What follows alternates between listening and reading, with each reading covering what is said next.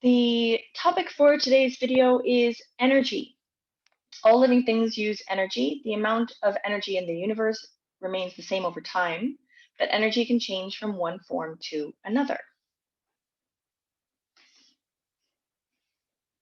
Now, the definition of energy is the ability to do work or cause change, and this can occur in various forms like sound, heat, light, chemical, potential, or even kinetic energy. So the number one rule for energy is, and remember what I said in the last video, there's very few laws in science because a law is a 100 absolute truth, and this is one of them, the law of conservation of energy.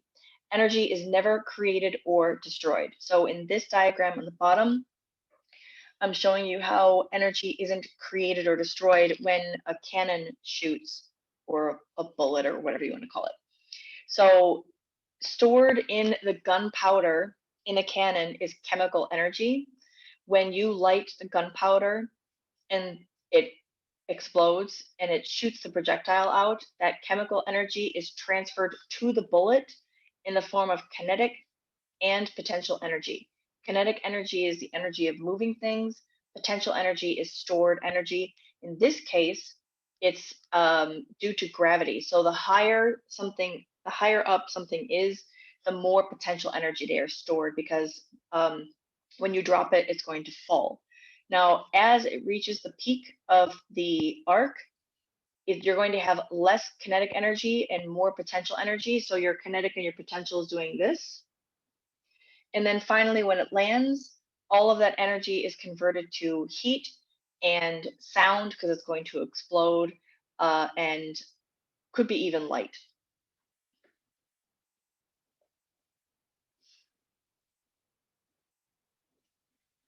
Living things undergo thousands of chemical reactions. A chemical reaction is when one or more substances change to make one or more different substances. As I said before, when you have a chemical equation, everything on the left-hand side are called reactants, everything on the right-hand side are products. But for every chemical reaction involves, let me go back here for a second. Every chemical reaction involves two processes. On this side, you have to break bonds. That is an endothermic process. And if we break down the vocab, endo means in, therm, heat, ic, adjective. So it's describing a reaction. Endothermic. So breaking bonds requires energy to go in.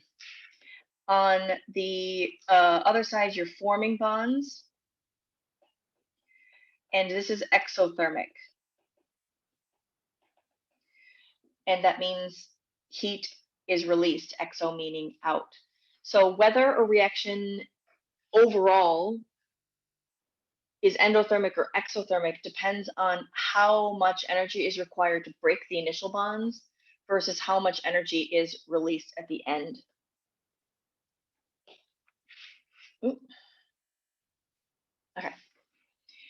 But every reaction, because that initial breaking of bonds requires energy, you need something called activation energy. So if I go back to the same example, if I don't have enough energy to break these two molecules up, nothing's going to happen. And that is activation energy. I always think about it the analogy of like rolling a ball up a hill. It takes energy to roll the ball up the hill, but once you get to the top, the ball will roll down the hill by itself. So the same thing here. Once you overcome that initial activation energy, the reaction will proceed by itself. Now, we can use things to try to speed up reactions by reducing the amount of energy required, and that's called a catalyst. A catalyst is a chemical that reduces the amount of activation energy required, and specifically for biology, enzymes are an important group of biological catalysts. Now, another thing that happens with energy is redox reactions. This is any reaction where electrons are transferred. Redox stands for oxidation and reduction. So it's two parts. You have the oxidation reaction, where a reactant loses one or more electrons and becomes positive.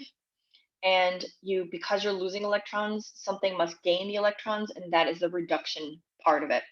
You're going to see this a lot in a lot of the biochemistry that we study, like when you talk about photosynthesis and cellular respiration and how these reactions actually take place in order to create the food in photosynthesis and to get the energy out of the food in respiration that involves redox reactions.